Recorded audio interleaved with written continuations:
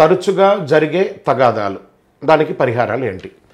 కొన్ని సంవత్సరాలు ఎదుటి వారితో అకారణంగా తగాదాలు వస్తుంటాయి. ఒక్కొక్కసారి ఆఫీస్లో కానీ, ఇరుగు పొరుగు వారితో కానీ, వ్యాపార స్థలంలో కానీ, సమాజంలో కానీ ఏదో ఒక్క తగాదాలు వస్తూనే ఉంటుంది. చిన్న చిన్న గొడవలు లేదా తగాదాలు వస్తూ మనశ్శాంతి లేకుండా ఉంటారండి.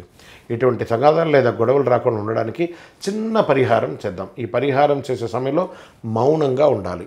బాగా గుర్తుపెట్టుకొని మౌనంగా ఉండాలి. పరిహారం పూర్తి అయ్యే వరకు ఎవరితో మాట్లాడకూడదు.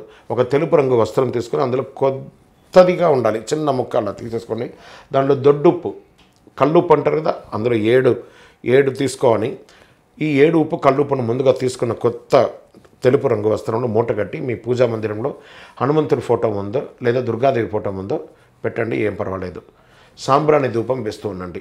తర్వాత ఆ ఉప్పు మూటకు నమస్కారం చేసుకొని ఆ మూట తీసుకొని ఒక పాత్రలో ఉంచండి. ఆ పాత్ర మీ గృహంలో ఏదో ఒక గదిలో అయినా పర్వాలేదు, దక్షిణ భాగంలో ఎవరు తాకని చోట హైట్లో పెట్టేసేయండి. అక్కడ ఉంచిన తర్వాత 41 రోజుల తర్వాత ఆ మూటను బయటకు తీసి ఆ కణికలను ఏదైనా ప్రవహించే నీటిలో వేయండి. అంటే ప్రవహించే నీటిలో పట్టణంలోనో ఇంకోటి చోట ఎక్కడ ఉంటుందని అన్ని చోట అంటే మీ ఇంట్లో వంటగదిలో షింక్ ఉంటుందిగా, అందులో వేసి నీళ్ళు పోసేసేయండి.